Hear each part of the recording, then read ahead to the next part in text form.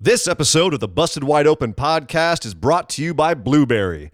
Blueberry offers the best media hosting, accurate listening stats, and their all-new PowerPress Deluxe sites, a no-setup WordPress website for your podcast with all of the necessary links to share your show with the world built right in.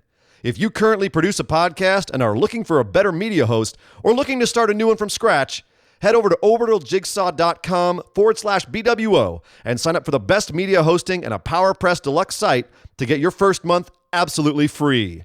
That's orbitaljigsaw.com/BWO, or just use the promo code BWO at checkout for your first month free. And with that said, enjoy the show. Hey, what's up, guys? This is Humberto Carrillo, and you're listening to the Busted Wide Open podcast.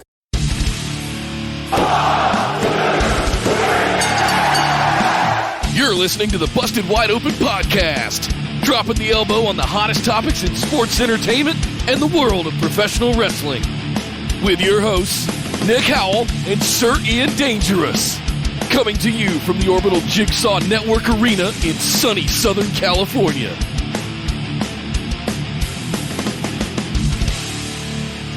Welcome back to the Busted Wide Open podcast, but if this is your first time joining the show, I'd like to welcome you to episode number 217. My name is Nick Howell. And officially sending my condolences to the families of AJ Styles, Luke Gallows, and Carl Anderson, who passed away over the weekend. I am Sir Ian Dangerous. And if you have any information relating to the disappearance of one Jonathan Felix Anthony Cena Jr., please contact your local authority. I know it will be hard as you can't see him, but please, there are kids' awards show to host, Chinese premieres to attend, so please help us find this man. Yes. He stands about 6'2". He bears an uncomfortable resemblance to Jim Varney. You'll know him. But yes, ladies and gentlemen, welcome to Busted Wide Open, and here we are back again. It is post-WrestleMania weekend. We just had the Raw after WrestleMania. There were returns. There were swerves. It was a Raw after WrestleMania, just with no crowd, because it's still an uncertain world we live in right now. Yep. The times are still strange, and we're all getting through it together. But it was still, I think, Nick, fairly entertaining, and there were some there's definitely a lot of stuff we got to talk about. So There was a lot of matches. We'll still have a show today. Yeah. We'll still have things to talk about. It's great. But welcome, everybody, to the Busted Wide Open podcast. If this is your first time joining us, the lovely Mr. Nick would like to run down a little bit of housekeeping, let you know where you can interact with the show. Yeah, we have a lot of new friendos in the audience due to all the subscriptions over the weekend. Welcome, all the friendos from the Going in Raw podcast. Thank you for joining us, and thank you for subscribing to the channel. Hat tip to Steve and Larson. Thank you very much, sir. Gentlemen. Good game this week. Good game. Very good game. Very tight game. Very tight. Oof. But this isn't the only place we exist. You can head over to Facebook and search for Busted Wide Open. Like our page, send us a join request to get into the discussion group with the rest of our phenomenal ones, all of our lovely patrons and contributors to the show. Just get in there for fun memes, good news stories, all kinds of good interactions over on Facebook. You can also follow us on Twitter and Instagram at BWO Podcast. You can find links here in the comments if you're watching on YouTube. Sorry, in the description if you're watching here on YouTube.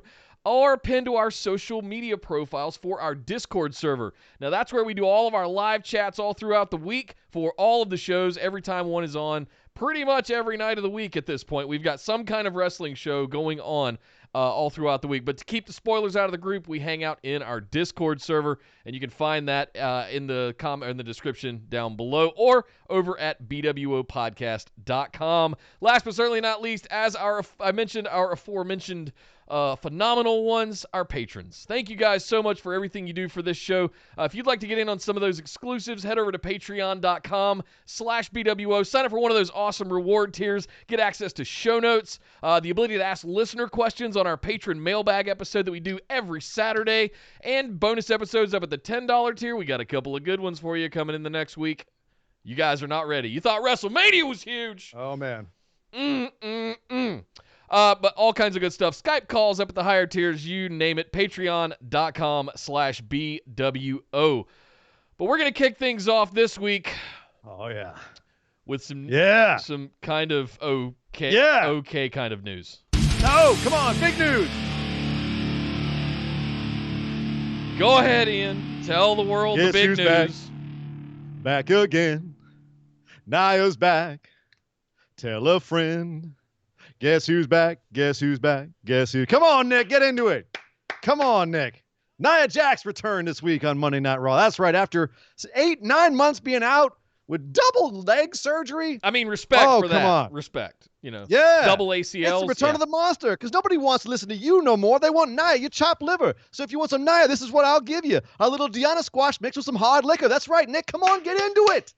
She's back.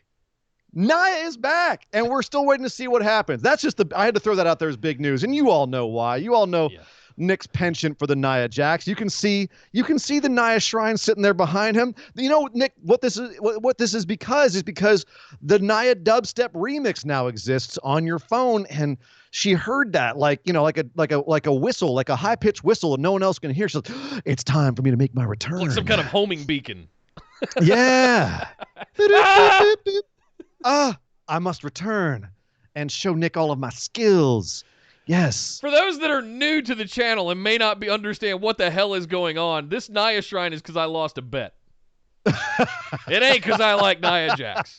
Just to be clear, because we got a lot of new people on the channel. Oh, man. This is punishment behind me, guys. Just to be clear. For those that know, you know, and you were part of the reason why we got here, and I thank you for that reason. But one day we're going to figure out how this thing comes down off of my backdrop. So I have to quit explaining at work why there's a giant woman in my background when we do video conferencing. It's never coming down. Never, ever coming down. But, Nick, that being said, we just did that as the big news because for us here on the show, it is big news. Yeah. But it does lead us directly into Monday Night Raw.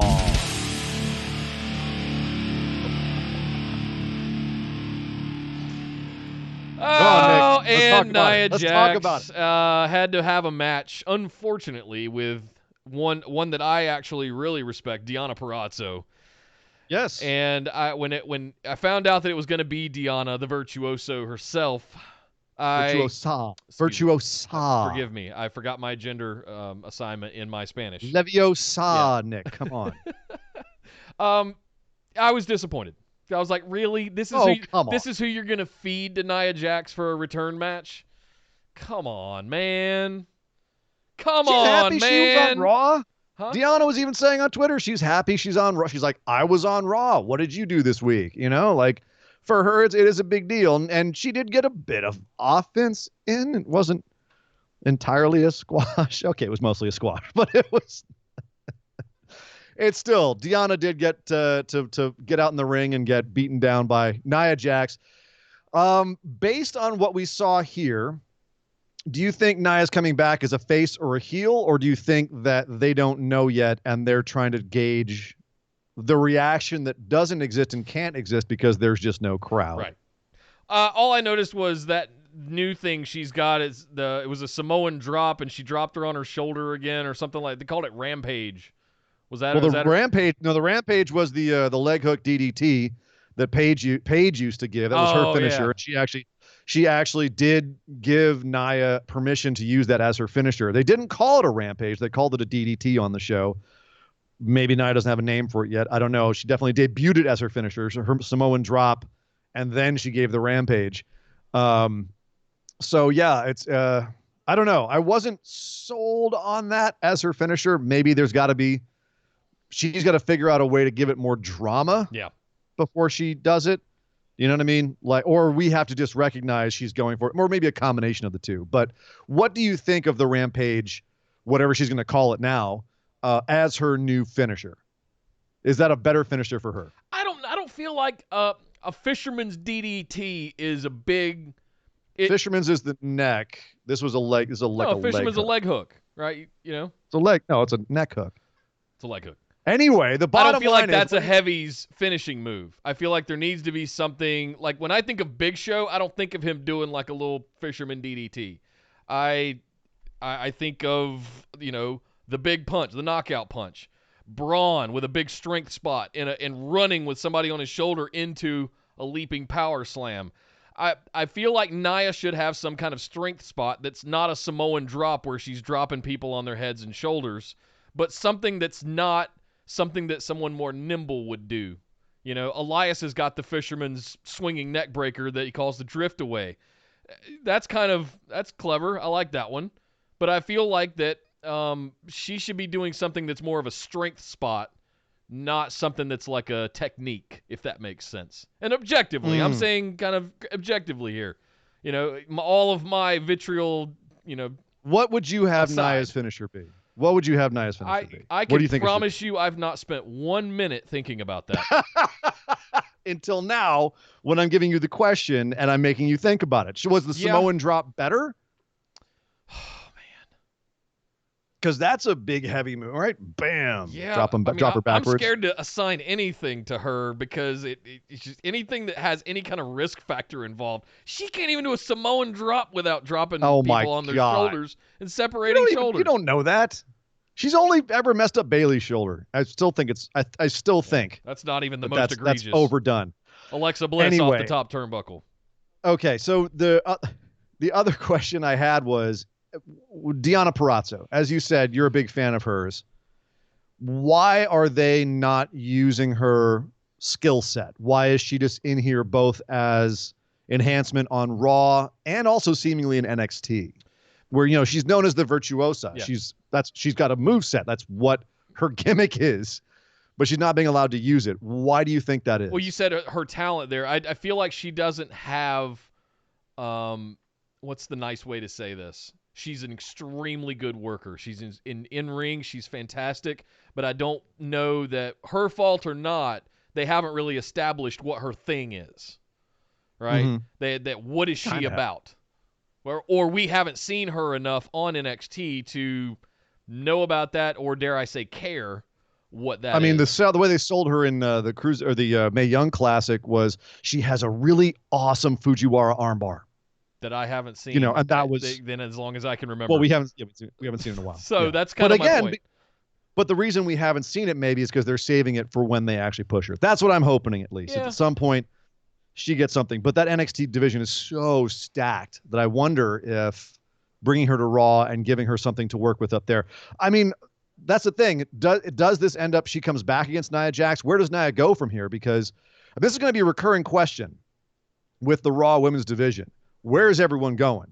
Because there's a lot of women that are big names on Raw. Like, as much as we just saw a multi-woman match on SmackDown, and pretty much knew it was going to come down to one or two of the women. Yeah. Like everyone pretty much said, look, Bayley, Lacey, Sasha, Naomi, and Dana Brooke, who wasn't even in the match by the end of it, and Tamina, like, okay, and Carmella, they don't really matter. We know that.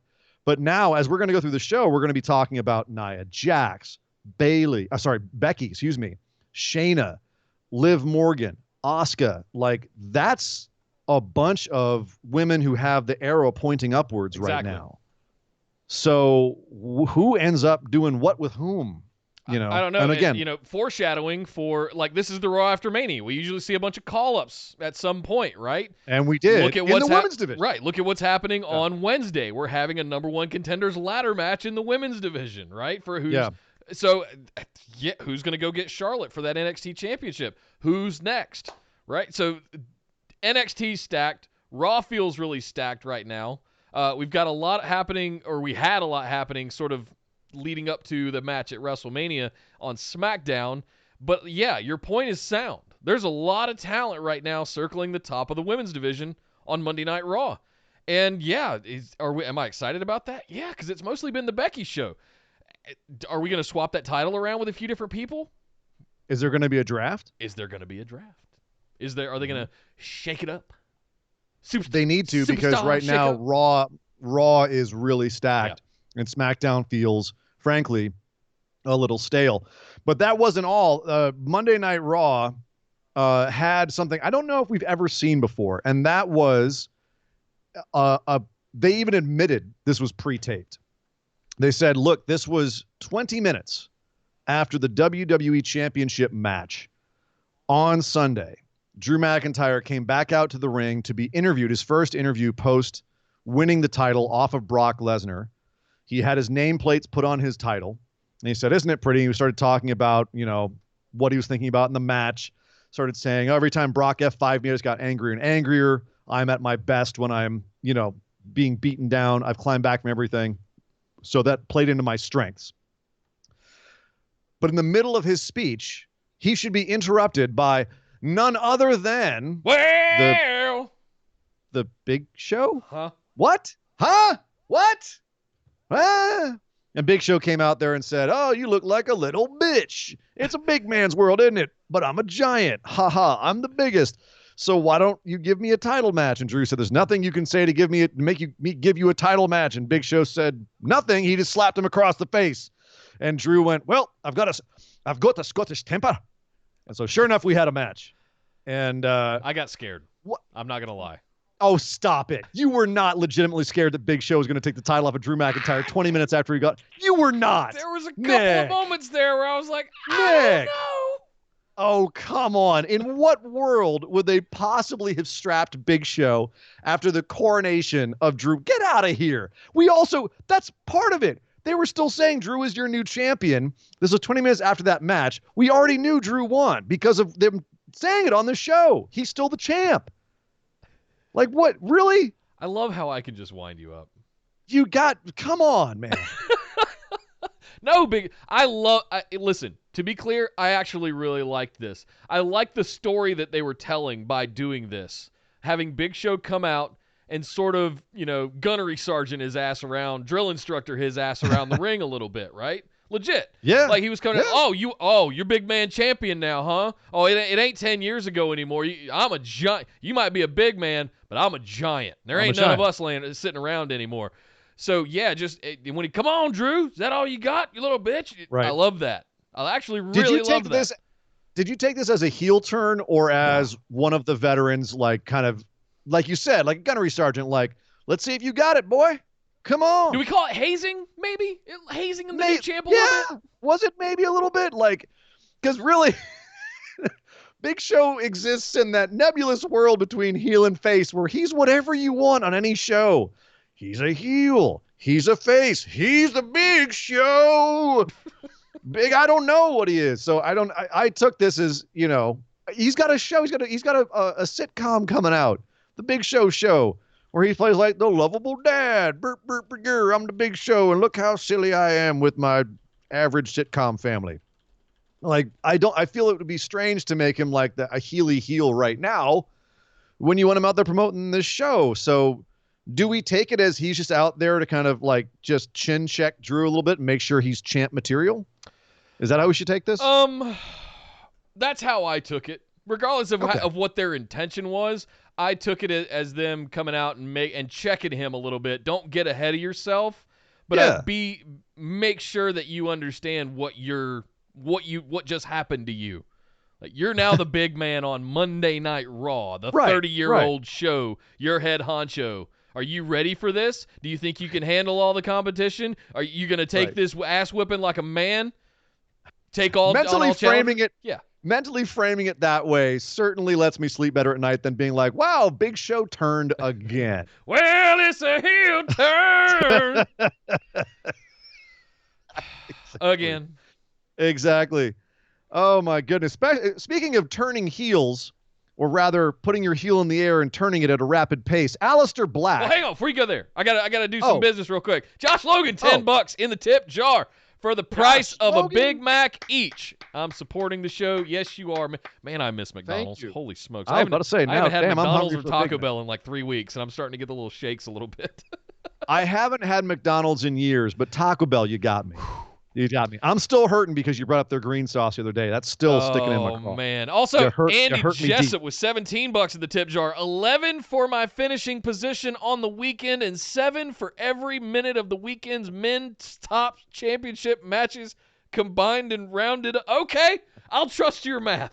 That's some Jessup math right there. Holy shit. Thank you very much, sir. Thank you guys very much. I appreciate it. All right. Sorry for interrupting. Very much appreciated. Aleister Black. No, that's a good interruption. Yeah. Aleister Black interrupted a 24-minute match with Apollo Crews with a black mass, as you would imagine. But I'll say that again. 24 minutes. They let these guys go. This was a 2 or 3 commercial match. Yeah, they got at least 2 segments out of this. They let them work. And this was like, I mean, it sucked to have no crowd for this match because this was a takeover level match, I thought. Like these boys put in some work, and it made Apollo look great. Like he was gutting up. At some point, Alistair was having a hard time taking him down, so he started targeting his knees, targeting his leg, targeting his arm. And by the second half of the match, Apollo was like crippled on one side, and he was military pressing Alistair while like gutting through it and still doing standing moonsaults and standing shooting star presses. And this match I thought was fantastic. Yeah. I was loved very, very, very pleasantly surprised that they let these guys go. They didn't just quickly squash Apollo again with a 1-2-3 black mass. Yeah. So all of that, right? Took him 24 minutes to finally eat a black mass. Fantastic. But he did ultimately eat it. So where does this leave Apollo? Was this a one-off? Was this just, hey, we know you're talented, go out there and have a good match with Alistair? Was that what this was? Like, do you rate this as anything? Like, this isn't the beginning of anything for Apollo, right? I wish. God, we know how good he is. Even on the mic, he's good. He can be, but he's just been hamstrung ever since coming in from NXT by being brought up too soon and them not having anything for him and him not having the time to develop a character, a WWE gimmick, for lack of a better term, that could get him over on the main roster. Like he was brought up as smiley bald dude number 428 basically when he came up, and it never worked out. And here we really got a chance to see something we very rarely get to see out of him, which is just how goddamn amazingly athletic the dude is and talented. For a dude that jacked, he can do those standing shooting star presses and crazy shit, right? But on Alistair's side, I noticed something when he made his entrance. And by the way, about his entrance, y'all know I'm a big Alistair fan, and one of the things I love about him is the subtle little touches he puts in with his wardrobe or whatever.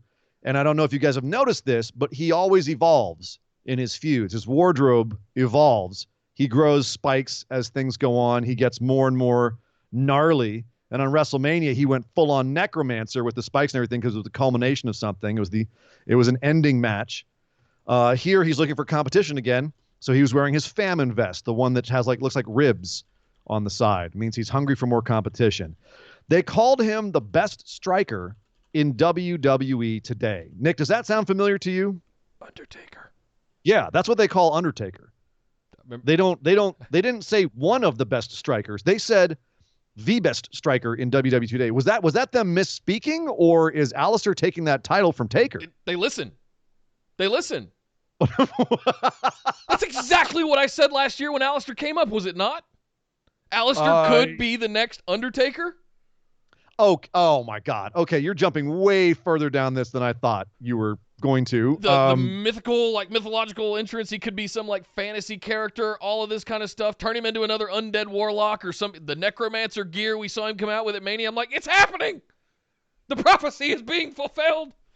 This is what I wanted to see out of Alistair. I wanted to see that gear, and I wanted to see this kind of work. And the fact that they're steering into it and calling him what they used to refer to Undertaker as kind of makes all that work for me. I'm in. Yes.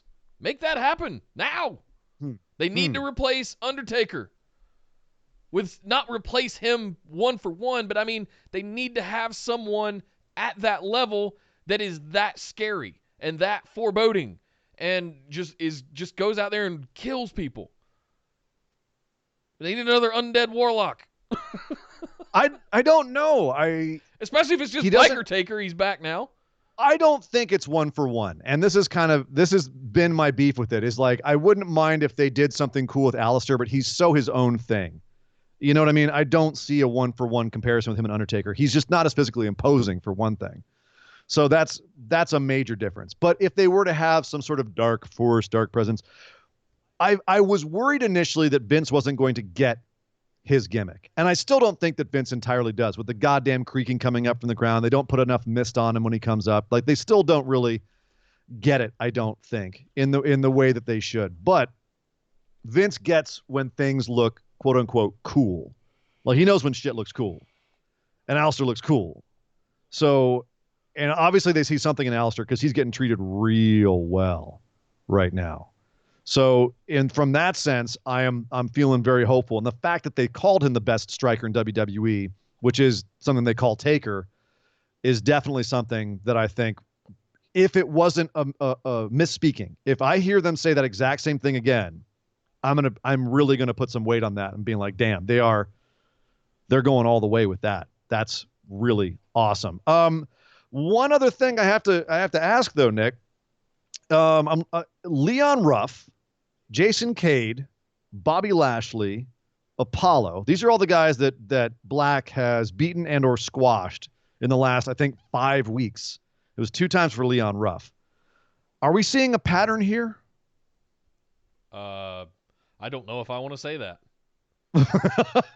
I'll put it this way: the last time we saw something like this happen, I commented on it with Jared privately last night because it's a concern. But I don't know if I want to say that live on the air because it scares me. I don't want to jump to conclusions right now. It will depend on what happens next week. But I will say this: the last time we saw a pattern like this, it was Rusev, and we got the New Day out of it. So I'll just throw that out there. It could end up positively.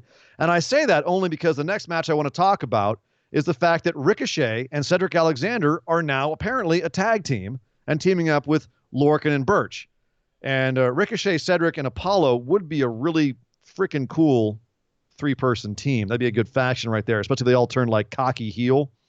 Wow. Get behind that. Okay. Yeah, you I got get my behind attention. that. All right. See, I had a place I was going with all of this. We got New Day last time. We could see Ricochet, Cedric, and Apollo this time. They're going to try the gospel gimmick again with those guys? No, the Fly Boys. Make them all dress up like World War II, like brown leather jackets, like the with the goggles. Yeah. That they're all like World War II pilots. Yep. World War II aces. That'd be sweet. I'm just saying, Vince. In case you're out there. No, don't do that. No. You're starting to hit on like Tuskegee Airmen history and. Whoa! No, that wasn't what I was going for. No, Nick. No. Okay, that you put that out there. No, don't do that. Oh, don't do that, Vince.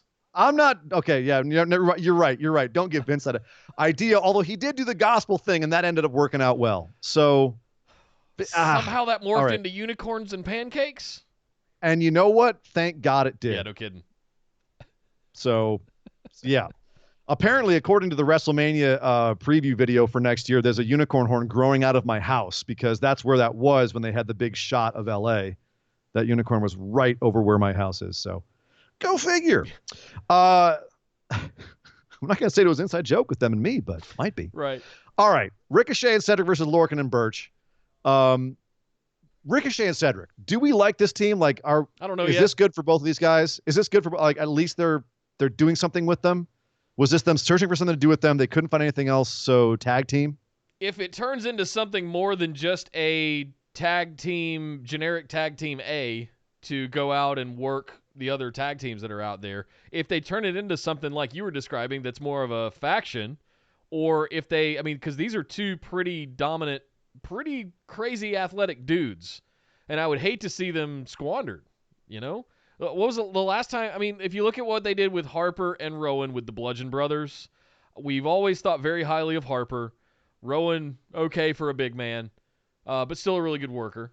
We really never heard him promo or say much, but we had high expect, and we got the Bludgeon Brothers out of it for like 3 minutes. And I don't want something goofy and stupid and superhero-esque in World of Warcraft to happen again. Not with our beloved Rick O'Shea. Nick, if you don't want something goofy to happen again in the WWE, I've got some bad news for you, pal. No. It's going to happen at some point. The question is just if they let Cedric and Ricochet be somewhat serious, or as you say, if they go all the way on like the kind of the superhero angle. I hope they go for a cocky heel team. Yeah, that'd be good. They need one right. They need Nexus, more heel teams right now. Something along those lines. Yeah. AOP is injured. The Good Brothers are dead. Like they've got to have something else on Raw. You almost got me. They've got to. I almost got you. They got to have something else on Raw. Speaking of heels, Asuka. Asuka is, God, she's a treasure. She's priceless. She even made Liv Morgan look fantastic. What do you mean even? What do you mean even? I think Liv is actually fairly underrated. And this match, I think, proved that. I'll give you that. Looked very, very solid in this match. She did. This is the best match Liv has had that I can remember. I want to be clear about that. This is the best I think I've ever seen Liv Morgan look. Yeah. I agree. I think I agree. I'm trying to think the last time that we really saw her work, and I think it was against the Bellas, and we know how that ended Like, had up. a real legit singles match. I can't Oh, remember singles one match. Well, way obviously, early yes. in NXT. I don't remember. I remember one of her early singles matches in NXT against Asuka, and Asuka tapping her the hell out there in like no time, squashed her. Yeah. Squashed her cold. This match, she did not squash her. We had a full 15 minutes out of this. This gave me very high hopes full match. for Liv Morgan. If she can go like this with Asuka, and I want to credit Asuka too for the way that she was selling some of this stuff, but Liv looked fantastic. She did. Very surprisingly good. And again, part of that was Asuka just being that damn good and being able to make people look good. Right. But part of that was Liv doing her damn job. So all credit where credit's due. This looked good for both ladies. And I think it told two really good stories here. One, Liv is good. Liv is on an upward trend. She's not quite there yet. She can't beat Asuka. She can beat Natty. She can't beat Asuka. But she can take it to Asuka and give her a bit of a fight. Asuka lost the tag team championships on Sunday, but she's still goddamn Asuka. She's still terrifying. Yeah. And this was terrifying. The way that Asuka took her out at the end like a pit bull. Sorry, Dog Ziggler. Sorry, but you know the cliche. Like a pit bull grabbing onto Liv Morgan and just not letting go. Yeah. And just every time Liv tried to get out, just getting her in a new twist of the Asuka lock and finally just locking that arm. Folded her arm behind her like, oh, God, that looked awful. Locked her in like you're not going anywhere and just put the clamps down. It made her look terrifying. Like a little Japanese multicolored octopus just locking her up. And Liv screaming and trying to get away and just not being able to. Great all around. It reminded us that Asuka is terrifying. It reminded us that Asuka's entertaining. And it gave us another clue that Liv has a future. How long they let her have that future, if she becomes another Carmella, we'll see. But this was at least hopeful, and I thought this was the right way to handle the entire thing for both Asuka and Liv. Carmella won Money in the Bank and is a 2-time SmackDown Women's Champion on paper, right? In the record books. And then I know. I'm saying, like, I get what you're saying. Push for a while, but how long she lasts is what I'm concerned I get what you're with. saying. You know what I mean? Yep. Like, if she can move beyond that first push, because the attention span isn't terribly long in WWE, and if you don't blow their mind right away, then you're going to just go hang out for a while, right? Possibly forever.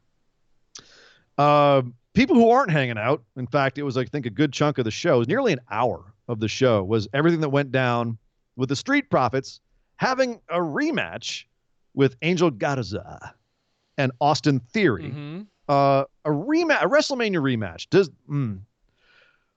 We've had those before.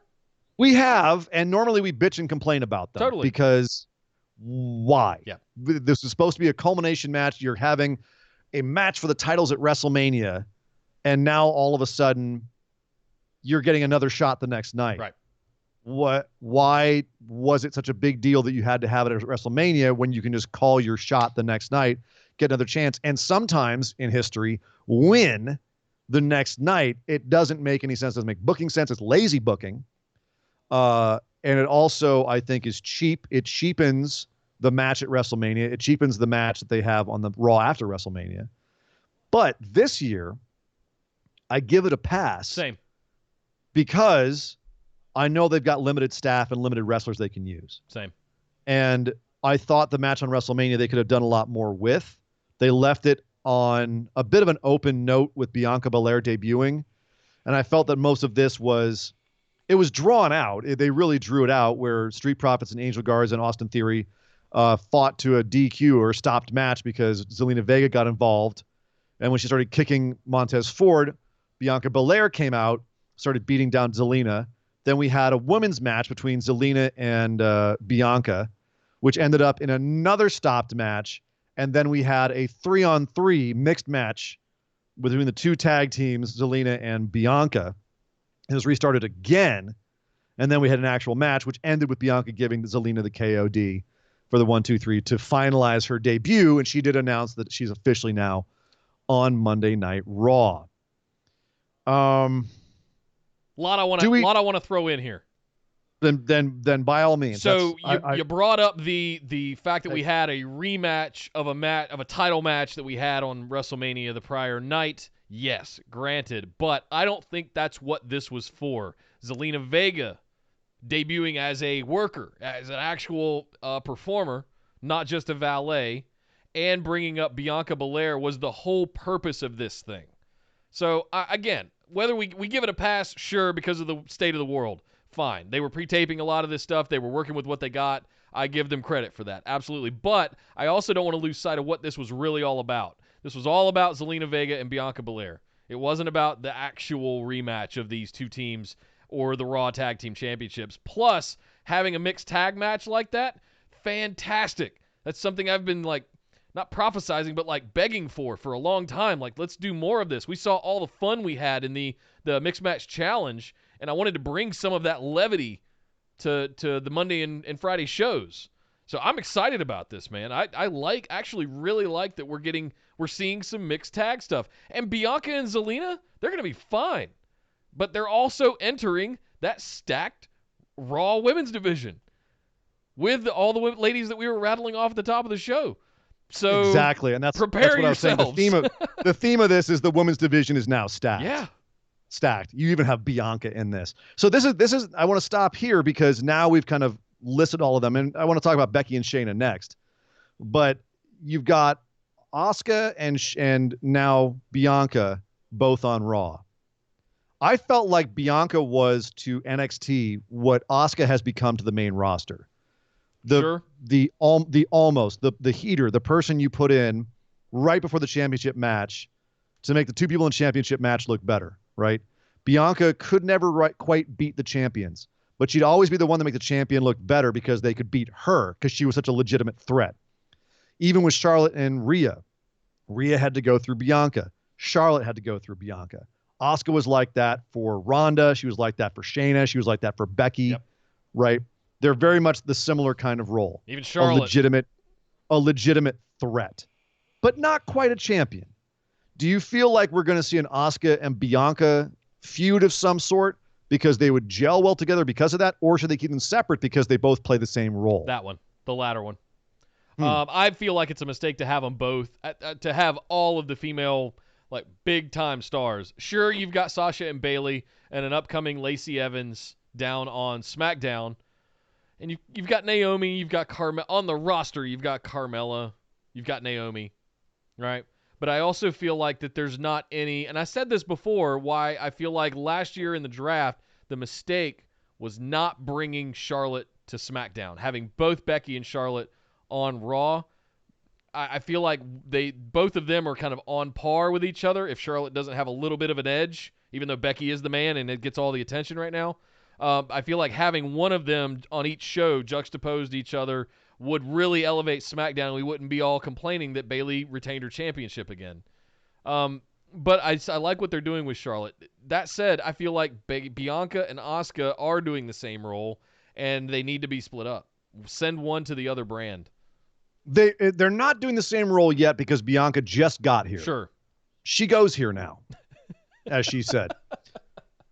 But she could easily fall back into that trope. And one thing that I was always complaining about was that she was always a bridesmaid, never a bride. Right. And someone that talented, at some point, you have to wonder why she was never a champ. Ember Moon. What? And another great example. And so I wonder how they will handle Bianca, given that Becky now seems to be a fairly undebeatable champion. So moving on, let's talk about Becky. Let's talk about the champ. The champ. Well, she's not a champ anymore. She's just a champ. But she's a champ who held her title.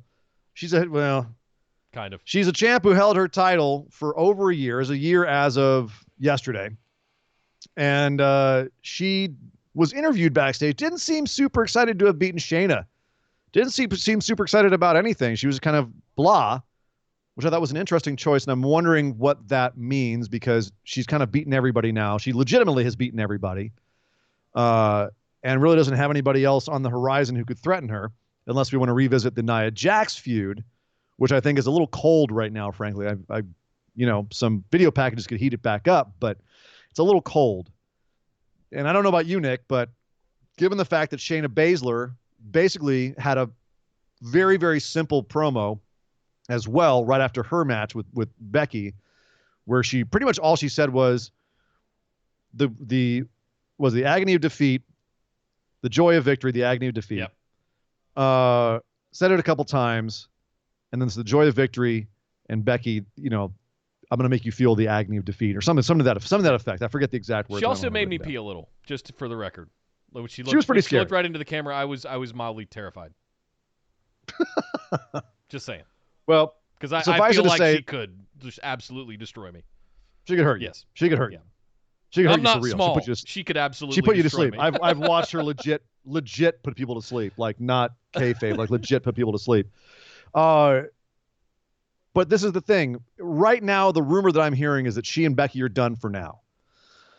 Does that mean Nia Jax slips in and Shayna's just there to kind of keep ruining Becky's chances and she's the fly in the ointment? Do you think that we should have a Shayna rematch with Becky right now that Shayna should win? Because Lord knows if she loses again to Becky, she's just toast. There's a lot of things right now I'm wondering about the women's title on Raw. One, because the division is so big right now. It's stacked. Like, who's going for the champ? What's going on there? If it is Shayna continuing to go back for Becky, one, you have to let her win. You have to. She has to win. Otherwise, she's DOA. She's done. Yeah. But that's the problem. I feel she's already kind of done. I'm not saying her losing to Becky at WrestleMania was as egregious as the Nexus losing to John Cena just because of the way that Nexus lost to John Cena. It's still booking on that level where you just cut out the legs from underneath that momentum. So I'm drawn to. What do you think happens next? I'm drawn to the summer we had last year after Mania in my thoughts. And what I mean by that is all of our faces won a year ago. Seth beat the Beast. Becky 2 belts. Kofi Mania. We came off of WrestleMania last year high as a kite because everybody that we wanted to win won. Vince delivered what we wanted for once, right? Across the board. And I remember the summer, going through the summer. We had, other than Brock surprising us all and winning Money in the Bank, it was pretty much, hey, Kofi's our WWE champion. Yeah, all right, this is awesome. And then Becky 2 belts. Yeah, all the way to SummerSlam. Yeah, Seth Rollins, face of the company. Yeah, this feels really good. My point is I'm getting at, like, WrestleMania was a big, fat reset button last year. And I don't remember previous Manias being that much of a reset previously. I feel like they need to do the exact same thing this year. We need that reset. New feuds, bring new people up, because they've done that before, but we need to hit that reset button again because I remember how much I enjoyed last summer with WWE. Sure. And I want to enjoy that nice. again. It's a nice feeling to have the faces all win. And one of the reasons from what I've heard that they've had a lot of babyface victories this year on WrestleMania is because of the situation that we're all in. Sure. The world is a weird, uncertain place right now, so we all need to feel kind of good. And that may have been one of the reasons why they gave Becky that win, was for that reason. If that's the case, and they do have Shayna pick it up later because of that, it's just going to depend on how they deal with Shayna after that. Yeah. If they were like, cool, we have to have Becky win just to make people feel good, and then Shayna gets it, it's as you say, it would be like a delayed reset. Sure. We got a reset in some sense. Drew beat Brock. That's a massive reset, especially if they continue on that trend and Brock goes away for a while. Yeah. So that's a massive reset right there. Or go do something with Kane that doesn't involve a title, Build a blood feud with him and Kane for the next 6 to 12 months. Yeah, that would be amazing. I would love to see that. Where did Kane come from? Somebody else. Oh, Cain Velasquez. Not Big Red Machine Kane. Cain Velasquez. Scared the crap out of me. I'm like, he's busy being a mayor, Nick. Leave him alone. Come on. No, but again, I'm saying, like, if it's a delayed reset, I think that could work. Yeah. You know what I mean? So I'm wait and see with Shayna, wait and see with the women's division. It could even be Nia Jax to give her that post-WrestleMania feud that she can still win, and then Shayna takes it from her at SummerSlam. Shayna could win Money in the Bank. You know what I mean? Get like her momentum back, something like that. Yeah. And there's also the specter of Ronda Rousey still hanging out there. She might be coming back at some point. in the near future? We don't know. So, man, there's a lot going on in that women's division there on Raw. The men's division, not quite so much. We did have a match with Seth Rollins facing off against Denzel Dejournette, who they called up from NXT. Okay. He was there to get murdered. Okay. And Seth was in a bad mood. Yep. He was not feeling very messianic. He was feeling like making a mess. And that's what he did. Murdered this poor guy. He's pissed. I'm loving his demeanor. Like his whole way of carrying himself right now. It's very dark. I'm wondering if he's giving up the Messiah complex thing to become a darker, like Manson-esque character. I wonder. Ooh. This didn't really tell us any which way, except all this told us was Seth is mad if that he lost at flipped WrestleMania. the burn it down thing into a legit heel destructive force kind of thing, rather than like this positive message of, yeah, we're going to take all the bad guys out. That could be something. That board, like if he's going like Jesus pose here with the Messiah, what if he flipped that and it turned into like a Gabriel story or something like that, a fallen angel of sorts. Instead of this Messiah thing, now he's taking the fire and he's actually being destructive with the AOP. Oh, you mean like the movie Prophecy with Christopher Walken, where he's an angel, but he's kind of evil. I'm having trouble remembering that one. I remember the movie existed. I remember Walken was in it. I don't know anything about it. Viggo Mortensen is Lucifer. Come with me on this journey. Come on. There'll be no better Lucifer than Keanu Reeves' Constantine. That was. Oh yeah. I know that. I know. I can't remember that dude's name. I always forget that actor's on name his from feet. Fargo. From Fargo, he's just an American Gods recently. Yeah, fantastic. he was fantastic. You're definitely right. Although they screwed up the end of that movie. That's not what we're talking about here, though. Chat, please help me. That's going to kill me if I don't remember that guy's name. Don't worry. But anyway, yeah, no. If he became kind of like that kind of character, or just full on anarchist, when like instead of burn it down, just becomes burn. Yeah. And he destroys everything. Like becomes a backstage psychopath. He's not there to convert people. He's there to destroy people. Right? Peter Stormare. That would be fun. Yes. What's that? Peter Stormare. Peter Stormare. Oh, thank you, IMDb.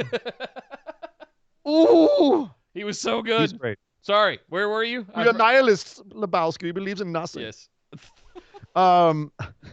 It's a Weasel. All right, so yeah, would love to see Seth become a little darker. We'll see what happens with that.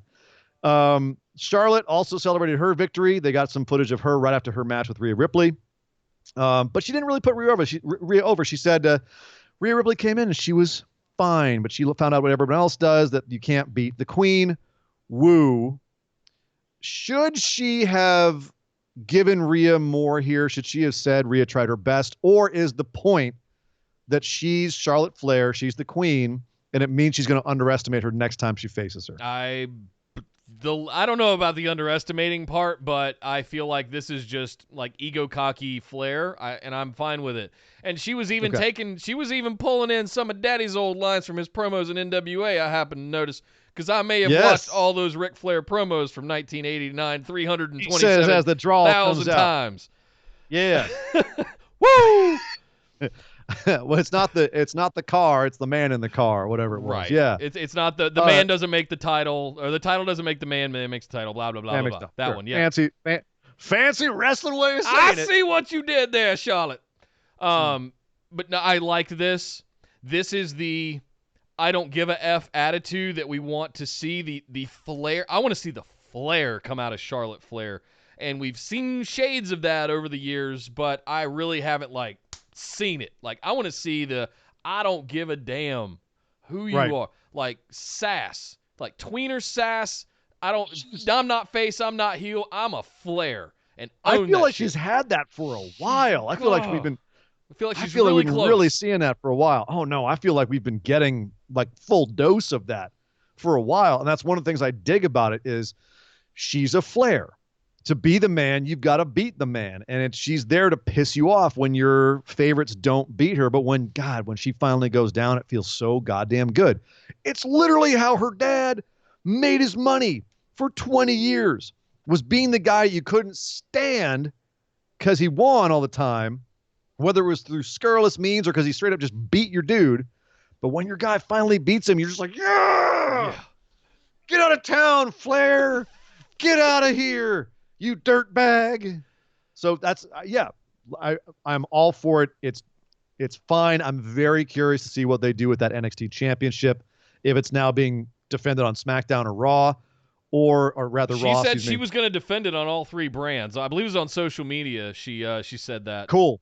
I mean, bring it on. Yeah, anybody can come at it. Bring it. I love that. For everybody who's complaining about her winning this championship, if that's what it's going to become, is a roving championship. Mwah, chef kiss. Love it. Yeah. You know what I also love is Dominic Jacques throwing $20 in the tip jar. Thank you for your hard work this weekend. You guys rock. Thank you, Dominic. Thank you all of you for supporting. This was absolutely amazing weekend, and it was kind of a stretch for us. We weren't sure how it was going to turn out, if you guys would show up, if you'd enjoy it, but man, we absolutely loved it. Thank you. I'm still recovering. Yeah. I'm still recovering. Yeah. I slept more yesterday than I did in 3 days before. Dude, I had a major sleep yesterday too. I did about like 11 hours for the first time ever. It was insane. And then I cleaned my whole house. What were we talking about? Charlotte Flair. Charlotte, just be more Flair. I just want to see more 1989 Ric Flair, NWA Ric Flair come out of you. Like, you're right there. Oh. I think she's already doing it a lot, but you can always have more. Yeah. So, agreed. Woo! Kevin Owens also cut a promo to a camera in a garage, which actually in real life was being held by his wife. It's actually his wife's fancy camera, and I guess he sent it in, which is cool little inside information. It was really well lit for a parking garage as well. they found like the good light, he stood in the right place. Yeah. But he basically said that after 5 months of hell, 5 months of his career just being in hell, he finally felt good. He finally put to rest his beef with that bastard Seth Rollins. And it felt good to hear it from him because that was a pretty long, drawn-out feud. It does feel like a relief to have it be done. 6 months. For better or for worse. 6 months we were going through that. He said 5, but it felt November, like longer. November, yeah. Yep. So it is done. He's moving on. He says he doesn't know what he's going to do next. Is he going to be a prize fighter again? Is he going to go for a championship? Even he doesn't know, probably because creative doesn't know, but that's neither here nor there. The bottom line is the WWE Raw roster is now Kevin Owens' little oyster, and I'm looking forward to seeing what he does next because even he said it. He doesn't know. Yeah. So I feel like there's not a lot of places he can go though, because I'm trying to think how many other heels are free to do stuff with now. Lashley, that's about it, and I don't really want to see Kevin anywhere near Lashley. So let's talk about Lashley because I kind of have a little bit of hope here that I want to be skeptically optimistic about. Okay, so they talked to Lashley backstage, and Lashley said about his match on Sunday because Lana did tell him to throw a spear, and that led to him getting black masked and taken out. Right. He said, I feel like I need either a new manager or a new wife. And then Lana showed up and was like, hey, everybody, what are we talking about? And he just storms off.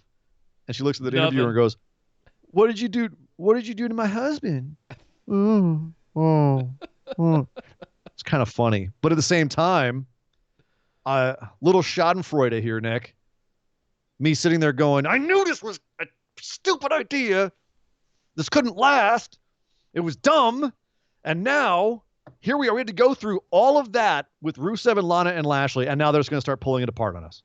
It's going to go back and get reset. Just kill me.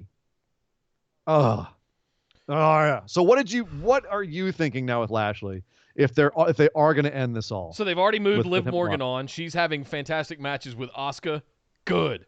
Nice. Best thing they did was just go, no, Liv, get away from this cesspool. Yep. We're sorry. Go on. You're back. Go do something else. Fly, little bird. Fly. Lana has a slate. She had a slate of movies lined up that she got one of them shot, I believe, if not two of them. Little B-movie, indie movie type of projects that she's been doing. And I thought that she was going to be kind of gone after this whole thing, but with everything shutting down, it looks like we're keeping her around for a while. Nobody really knows what's going on with Rusev's contract, but I'm still optimistic that he's still going to be around. And I'm wondering if they're gonna break this off. Lashley looked pretty damn good against Aleister Black, and I think it was a reminder that we all needed about how good that dude can be, of what we remember from 15 years ago. Well, hold on, because he was at his best in TNA, Right. where they booked him as a cocky monster heel. Right. And I'm saying, And they've never right quite now he captured feels like that an magic. emasculated little pussy with Lana barking at him all the time around, even though he's this big jacked dude. I want Monster Lashley back. I want him to come out. Every once in a while, the South Carolina comes out. I want to see Lashley Lesnar just beat the holy hell out of each other. Oh, I've been wanting Lashley We've all wanted and Lesnar Lesnar for a long time, right? Yes, Oh. absolutely. I would absolutely be down with that. Two big old meat just slapping each other. But you've got to build up. You have to have this where Lashley dumps Lana and then goes on and becomes a monster again, wrecks fools right and left, and then you build the way they did with Drew, where they made him look like an unstoppable monster, build him up, faces Lesnar, maybe he beats Lesnar and goes on and then you have built up a legitimate threat for Drew. That all could happen. Lashley is not so tainted that you couldn't do that. Agreed. But will they is the question, and likely not is the answer, because unfortunately, I don't know if that's how WWE sees him. And they haven't proven that they do by any stretch. In fact, they've kind of shown the opposite. Whether or not someone in the back suddenly goes, guys, you know what we can do, and they get it done. I'm not seeing it, but yeah, there's a lot of stuff. Usually we start seeing some where the dominoes are going to fall on the Monday after Raw, after WrestleMania, the Raw after WrestleMania, and I didn't really see it on this one. I saw a lot of cliffhangers. I saw a lot of placeholders. We don't really know where we're going with this. Hang on. Which, Nick, to be fair, we kind of expected. We kind of expected them to be like, all right, everything's uncertain, so let's kind of hold off on making any like big moves. Yeah.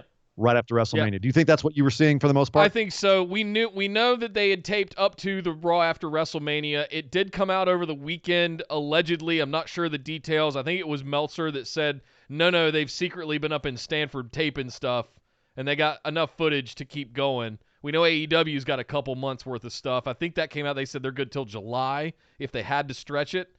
So regardless of what the situation, we're going to keep getting wrestling TV. So I'm not too worried about that. That said, they're on limited staff. They don't have their full rosters available, much less the full staff of behind the camera people. So I don't know what to expect. This is what we expected, actually. After they told us we filmed up to Raw after WrestleMania, we're just going to kind of coast. We'll see what happens. Let's see what happens on SmackDown. We already know they're going to play the Firefly Funhouse again, like they did the Boneyard match last night. So that's going to be 30 minutes. So what else for an hour and a half, or an hour, if you throw all the commercials in there? I don't know. We'll see. We will see, Nick. Yeah. We will see. Well, that's Monday Night Raw, guys. Now we're going to head over and do what we like to call, or better yet, what I should say has been dubbed by Mr. Sean Clark, Mr. Mopman himself, our moment of positivity. Mop, mop, mop, mop, mop, mop, mop, mop, mop, Mop. mop. Can I start off this week? Of course you can. I has a story to tell. Oh, my. After this amazing weekend, I had a story that I wanted to share with everyone that participated and everyone that was here and everyone that showed up big. I think the overall story that I wanted to share is that we didn't plan that. No. We didn't plan that, guys. It all kind of got thrown out of whack. I wanted to tell the story of how it all went down and how amazing it turned out, because this past weekend is easily my moment of positivity, frankly, maybe since we've started doing this show. It's one of the most fulfilling times during this show that I've ever felt. We hit 1,000 subscribers. Thank you, friendos, for almost 400 subscribers in the last 3 days. Like, I can feel myself getting verklempt talking about it. That hit it, getting us over that hump that we needed to get over. All of you showing up huge for 3 straight nights in a row, having to move our Saturday show to Friday to make sure that we got SmackDown in and got ready for the patron pick'ems and still had time to do WrestleMania. So the story that I wanted to share was at 12:32 on Saturday Eastern Time, I sent Ian a text that said, "I think we should do the show again tonight and tomorrow as one-offs." That was it. That was the plan. Like, there was no There was no plans. And Ian was like, I'm down. That's it. Yep. We watched the show with you guys in Discord. What am I gonna do? Turned on the stream, and we talked about it. And I am so pleasantly blown away and surprised at how well it went off and how well it worked that it made me kind of sit back and rethink where we go from here. And I've spent the last probably 24 to 48 hours just in like full reflection of, okay, that was amazing. What do we do from here? It inspired me on levels that I haven't yet as a content creator. I wrote in a novel. He can attest yesterday. That I sent over, and I was just like, oh my God, we got to do all these things. Yeah. So I am in such a good mood after this weekend. I have never been more inspired to be running and hosting this show with you, Ian. That is easily my mop. Just this weekend. Damn. And all of you. Thank you. Got thank me all you. fired thank up you, again now, thank you. man. How do I follow that? You should have gone second. You can't. Here's my mic. I I'm not can't going to drop follow my that. vape, but my You should drop your vape. no. Yeah. How do I follow that? I mean, it's 100% true. There were so many moments this last weekend that just were insanely fulfilling and again, I'm also having like a hard time putting words to it because it was so overwhelming in a lot of ways. Whether it was the friendos showing up like the elves at Helm's Deep on the last day of our YouTube drive and reinforcing us and allowing us to get over that hump, or whether it was everyone who showed up in the Discord chat and the absolute blast that we had. Everyone actually showing up for our shows as well, like these all of a sudden, just quick and dirty, like let's just do the shows right now, and everyone showed up, and it was fantastic, and it was a blast. It was like hanging out with the buddies all weekend long, hanging out with the BWO family all weekend long. It was freaking amazing. Probably one of the most fun times I've ever had on a WrestleMania weekend, just front to back. All of it was a moment of positivity. Yeah. And on top of it, to have a WrestleMania that I think over-delivered and definitely went above and beyond what we thought was possible.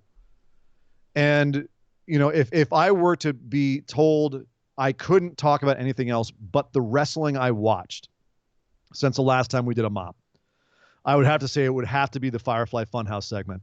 Yeah. I'm getting to the point now, because we're a little bit of a inside baseball here. But Nick and I are talking about doing our bonus episodes for the patrons, which if you'd like to become a patron, patreon.com/BWO, because you do get bonus episodes. And one of the things we want to do a bonus episode about and get it out as soon as possible is to do a moment-by-moment breakdown of the Firefly Funhouse segment from WrestleMania Night 2 and really go into what it meant, what the references were, and also the bigger picture. Yeah. Because I've heard it now being called a work of art. And I actually, having seen it now a couple of times, am willing to go to bat defending it as that. Yep. Because it is absolutely something that works on so many levels that I don't think I've ever seen anything else in wrestling that worked on that many levels simultaneously, and that every time you watched it, you got something else out of it. And also what was true was stimulating, was exciting, but also challenging. And so often wrestling is pandering, wrestling is easy, and they want to make it for the lowest common denominator so everyone can get into it. And that was not what this was. No. This was a challenging piece of work, and it's challenging meaning that the more you think about it, the more you make yourself work on what they were trying to do, the more you get out of it. And having done a little bit of that, I've definitely gotten more out of it. And I cannot freaking wait to spend an hour and 15 minutes just going through the whole thing and breaking down exactly what these guys did, because it is phenomenal. What's your count up to? Including watching it live on Mania, I'm up to 4. Like, I've seen it 3 additional times. And I still have questions. There's still things I'm missing. I've seen it 2 more times.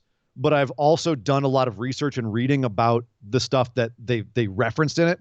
Like, I wanted to go back and, research the moments that they parodied in it. Yeah. Like, why did they use those moments? What was that referencing? Underlying meanings of stuff, yeah. Underlying meanings of stuff, exactly. So I watched it and then went back and started like looking at all the stuff that they were doing there. So that was my moment of positivity, is WWE producing what I consider to be one of their greatest works of art. And yes, it could be recency bias, but I don't think it is, because tell me something else they've done that was challenging on this level. I can't. And I'm going to try to find something just so that so I'm not biased about this. Yeah. I'm going to actually try and see if I can figure out something else that they did that had that kind of level of intelligence put into it. But neither here nor there. Bottom line is, that is my moment of positivity where wrestling is concerned. But Dan, this whole weekend was just absolutely, my heart exploded like the Grinch, man. Yeah, it's no 3 times too big. The last thing I'll say here is that, for me at least, I don't want to speak for you, Ian. This was the first time. Like, it's no secret that you and I have aspirations to like do this full time, right? Yes. Always wanted to. Our main driver. This was the first time since we started doing the show where I got a little taste of what that would be like, and it was awesome. It was awesome. It was awesome. Thank you. I Seriously. can't say thank you enough to everybody, all of the patrons, everybody that showed up in the chat, Steven Larson, the Friendoverse, just everybody showing up and just being present and spreading the word and all of that, man. It just, the amount of money can't buy the amount of it, like exposure and presence and your participation, your willingness to be present and support us. And just show up and chat every other night when we Everyone do in the shows. chat right now, everyone's so awesome there. And I love, like, I glance over because I'm trying to do like 3 things at once here, but glancing over and seeing some of the stuff that comes up in the chat there is just so awesome to see, because so much of it is like intelligent discussion and thought about what we're talking about. There's some fun stuff going on there. So there's jokes. Like, it's a damn good chat. And so thank you to everyone in our chat too right now. Yeah. So yeah, just much love to everybody. Much love to the BWO universe. You guys are amazing. Thank you guys. And I can't really say that we can be more positive than that, Nick. No. We're riding on a high, guys, and it's because of you. Yeah. So thank you very much for that. Thank you, guys. But we're not done just yet. Oh, God! We've got just enough time for our other news lightning round. Beep, beep, beep, beep, beep, beep, beep. Oh, you scared the crap out of me there. Well, something that's also scary, the WWE apparently is going to resume filming in the PC in Florida this Friday. Which is stunning because there is a stay-home, shelter-in-place order going on in Florida right now, and they're not an essential business, and technically they're not supposed to do that, but I think they're just saying, well, there's no law. It's just a suggestion.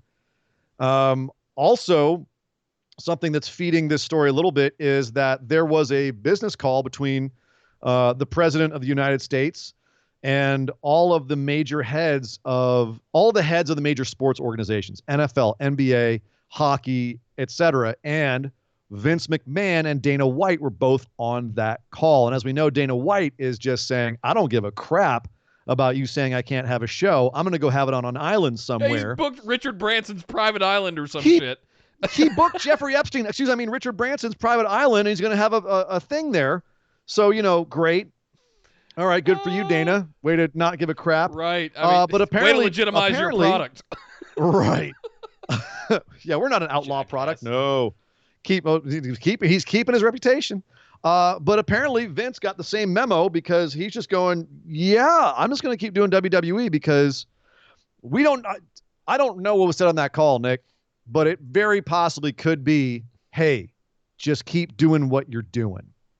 And I'll make sure the Florida authorities don't look your way, because, the people that run Florida right now are also really good friends with the existing government of the United States. So there could be some sort of thing set up there that we're not currently aware of, where they said, we'll just deem you essential. Well, I can weigh in on that. Because people need their wrestling. I can weigh in on that. So the governments, state and federal, are mostly leaving it up to the businesses to determine which of their employees are essential.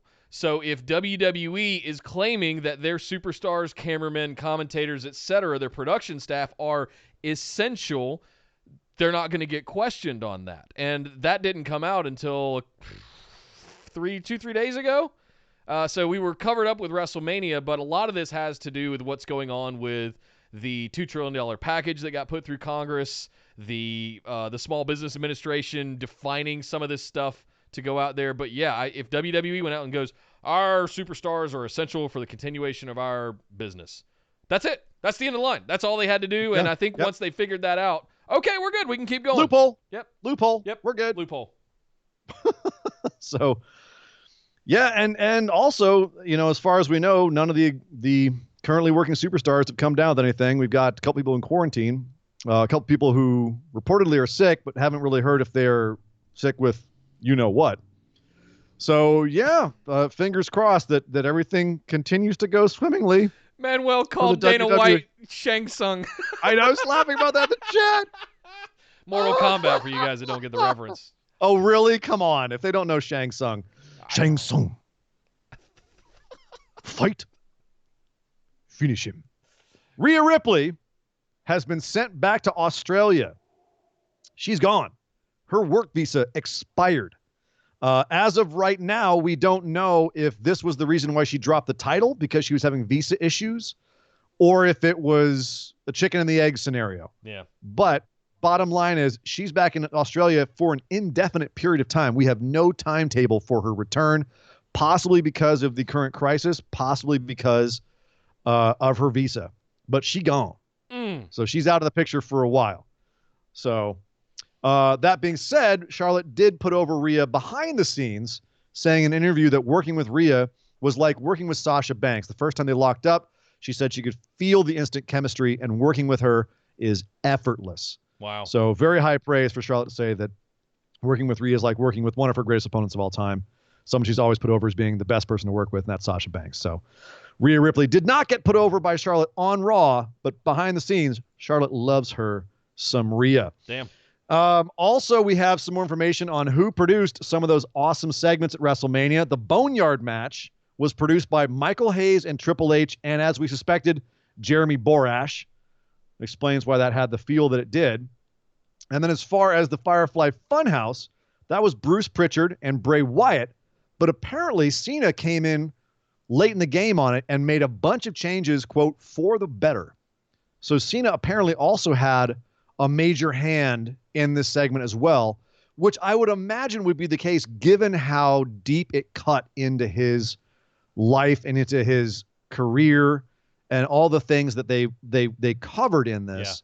Yeah. I would have to imagine that Cena would have to have had some sort of say in this, because or at least a buy-in or a approval, of the whole thing. Or maybe or even saying like, hey, if you really want to get psychological about this, this is kind of what I was thinking here. This is what I was thinking here. That actually makes me much more fascinated. I want someday for someone to just say, this is how we did this. I want to behind the scenes on that thing, because I'm obsessed with it right now, as you might be able to tell. Impact Rebellion will not be going on 4/19. They did cancel that show, but it looks like they're going to do it anyway in a studio. They're going to be filming 6 to 8 weeks of TV, as well as the Rebellion pay-per-view in a studio coming up the next couple of weeks. They're going to be in Skyline Studios in Nashville. I don't know if Nashville is shelter in place right now. They are, but they were one of the last ones. I would assume they would be at this point. Yeah. But apparently Impact also an essential business. If you like OWE, Oriental Wrestling Entertainment, you may have seen some of their stuff when AEW started. They're actually going to be doing a lot more. They're putting out 3 shows a week, which you can see on Fight TV. I actually don't have when that's starting, but I think it's starting very, very soon. So OWE, if you need to get some more wrestling fix, they actually have a lot of really cool matches. You can check them out coming up 3 times a week on Fight TV. In happy news, Kip Sabian and Penelope Ford. Kip took Penelope apparently on a walk on their anniversary. They walked their cute little dog and brought their parents along, and they were having a nice little walk when all of a sudden he said, let's pose for a picture. And as they posed, he got down on one knee and proposed to Penelope Ford. It looks like the bad kids over at AEW are getting hitched. So good for them. Congratulations. Either their kid is going to be painfully good looking, or he's just going to be the most butt ugly thing ever. It only goes one of 2 ways. saying. Just saying. They just got engaged. You're talking about kids. Yeah. All right. Well, all right. One doesn't equal the other. That's what I'm saying. No, it doesn't. Just, most of the time. I'm just saying, were they to have it, just, Nick, God damn it. Let me have a joke, would you? Fine. Congratulations, Sabian and congratulations. Penelope. Congratulations, you disturbingly beautiful people. Yes. Hulk Hogan. I was questioning whether I was going to do this, but I just have to. This is just too insane to not have to bring this up. I've got to read the tweet that the illustrious Immortal One tweeted out about this whole issue going on right now. I've got to be careful for our hits on YouTube when I say this, but he wrote, in 3 short months, just like he did with the plagues of Egypt, God has taken away everything we worship. God said, you want to worship athletes? I will shut down the stadiums. You want to worship musicians? I will shut down civic centers. You want to worship actors? I will shut down theaters. You want to worship money? I will shut down the economy and collapse the stock market. You don't want to go to church and worship me? I will make it where you can't go to church. If my people who are called by my name will humble themselves and pray and seek my face and turn from their wicked ways, then I will hear from heaven and will forgive their sin and I will heal their land. Maybe we don't need a vaccine. Maybe we need to take this time of isolation from the distractions of the world and have a personal revival where we focus on the only thing in the world that really matters, Jesus. I am now dumber for hearing you say that. I award you no points. And may God have mercy on your soul. Yes. All religious stuff aside, believe what you want to believe, totally fine. But to say we don't need a vaccine because of Jesus is where you cross my line to the land of the stupid. Yeah.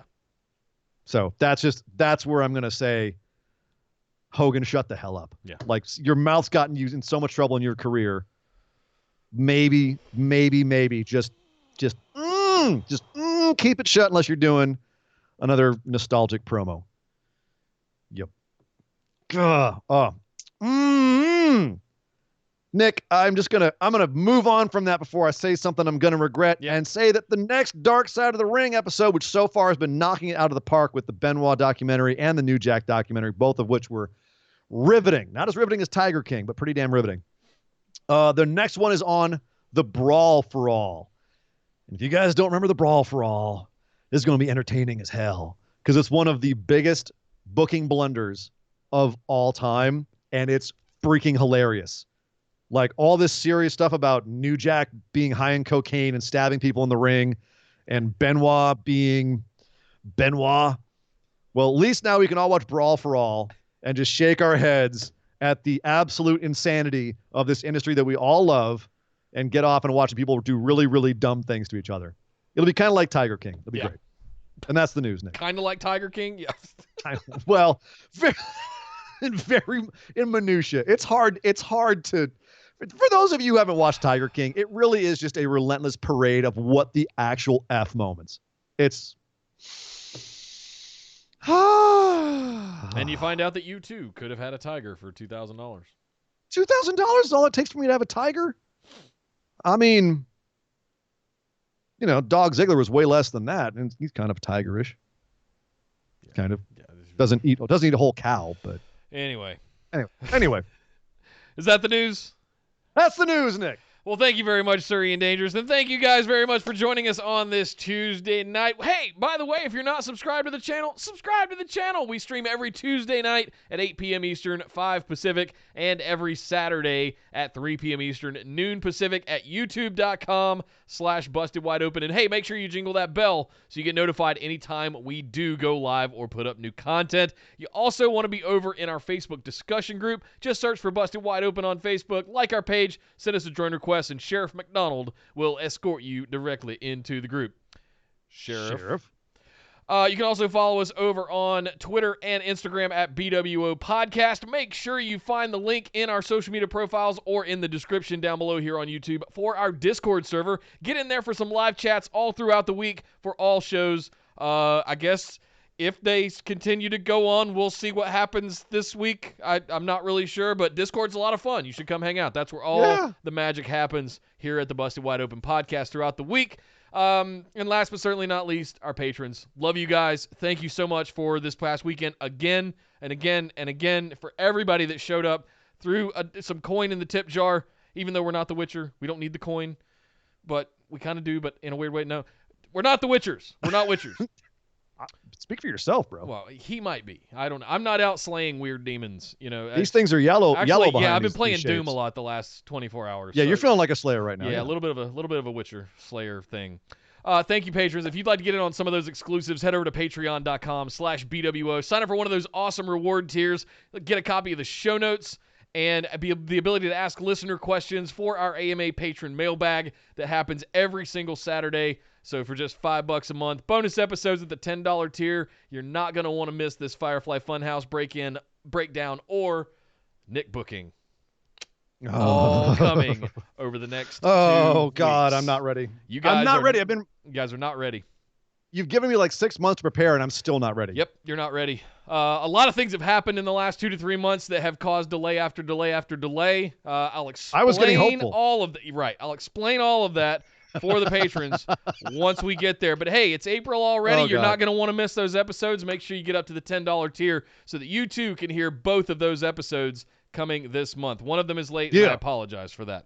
I own that one totally. We're doing that work, though. We're doing that work. We're getting it done. We're getting it done. But my name is Nick Howell. You can find me on Twitter at DataCenterDude. And I am Sir Ian Dangerous. You can find me on Twitter at Sir Ian Dangerous. But by God! Would somebody stop the damn match? This show is part of the Orbital Jigsaw Network. For more episodes, subscribe to us on iTunes, Google Play, or Stitcher Radio. For details and show notes from each episode, check us out, orbitaljigsaw.com.